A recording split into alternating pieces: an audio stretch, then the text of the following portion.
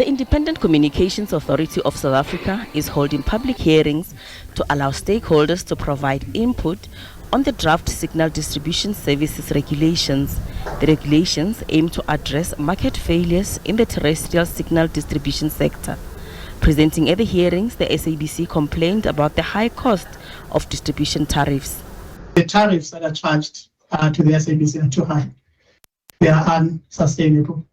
They are anti-competitive. They are monopolistic. And yes, they are unregulated as well. And hence, we are here. We've been here for the last 4 or so years in front of this commission. As we've indicated also in the past, this cost is actually the second biggest cost within the SABC. It's only second onto the salary bill. And it's even higher than our content cost, which is basically our core business as the public broadcaster.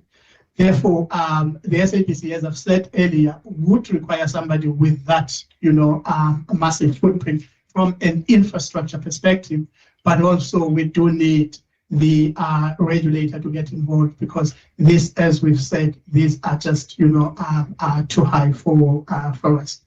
Sentech CEO Tebogo Lishope told the hearings that the organization is concerned with the cost of compliance with regulations. The main issue with the cost of compliance, what we are trying to position here is that the regulator, in crafting the regulations, should be considerate that if you put too many compliance requirements, reporting, submissions, and all that, eventually it does result in cost. You have to create capacity to consolidate and all that.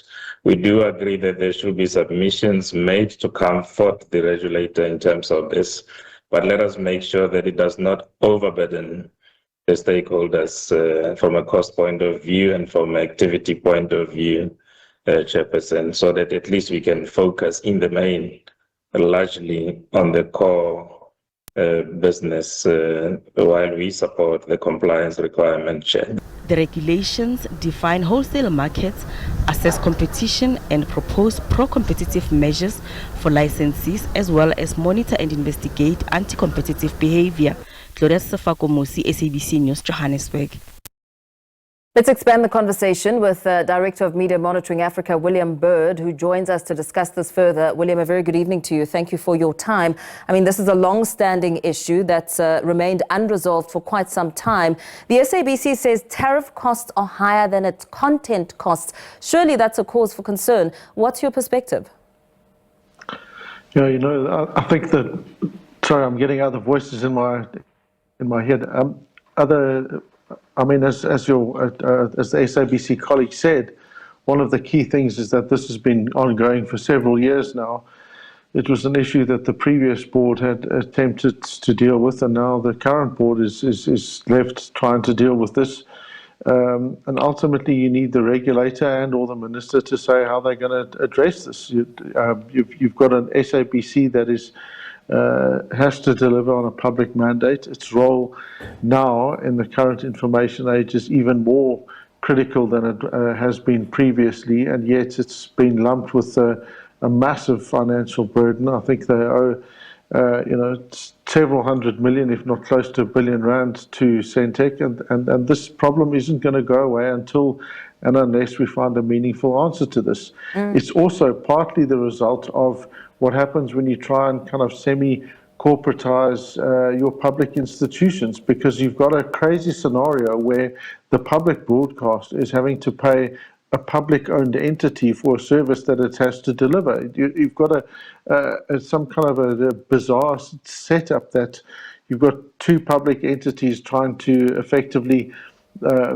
operate on a for-profit basis when actually these are things for the public good. You'll also know that for community media, signal distribution has been and continues to be one of their major ongoing costs that sees many of them unable to operate.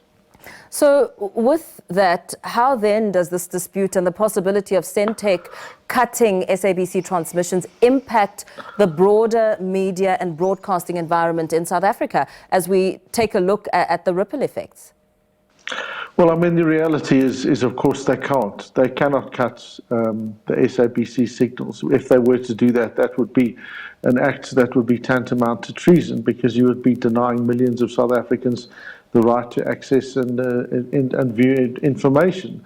That would be the most extraordinary thing to see. What it would result in, of course, may be that they would have to challenge SABC and to have them liquidated. And then you've got a scenario where you've got the public broadcaster unable to operate and be a financial and going concern. And then you've got a possibility that they may then want to say that it needs to be taken into curatorship. And that would have all sorts of impacts on the governance structure. Again, what you're doing here is seeing a deliberately, almost semi-deliberately engineered crisis for the public broadcaster. And again, guess what? We've got elections coming up next year. Who's to bet that this is going to be allowed to fester to the point of even deeper crisis as we get closer to elections? You touched, William, on the impact of corporatizing public institutions. Why then is Sentech considered to have a monopoly in terrestrial signal distribution, and how does that then affect the pricing structure? Well, they do have a monopoly. They've been the monopoly for almost since democracy. So they are able to set that, and of course they are then expected to operate again as a going commercial concern. Whereas, in fact, again, it should be a public, it's operating for a public good. It must be there. It must be done efficiently. It must be done in a way that doesn't abuse and waste resources. But this idea that you are seeking to operate on a for-profit basis on something that is fundamentally a public good should be ludicrous to most people. And what reforms, if any, at this point, are necessary to help the SABC become financially viable while still, fulfilling its public broadcaster role? I think they're there, and there are a number of them. The first is that we know that we need urgently a new operating in a business model. This is not something unique to the challenges that the SABC is facing. It's something that's common to many public broadcasters around the world. Yeah. We do have to say, if you want a democratic state, you have to say that part of that democratic state is having a public broadcaster. So for us to have that, we have to find a way of sustainably supporting that, either through public funding or through other mechanisms. But at the moment, the model the SABC is being expected to operate on is a model that was designed for it in the late 90s. It's just not sustainable. Yeah, and perhaps as we round off the discussion and look into the nature of the dispute between the SABC and Sentech, what do you believe is at stake for each party?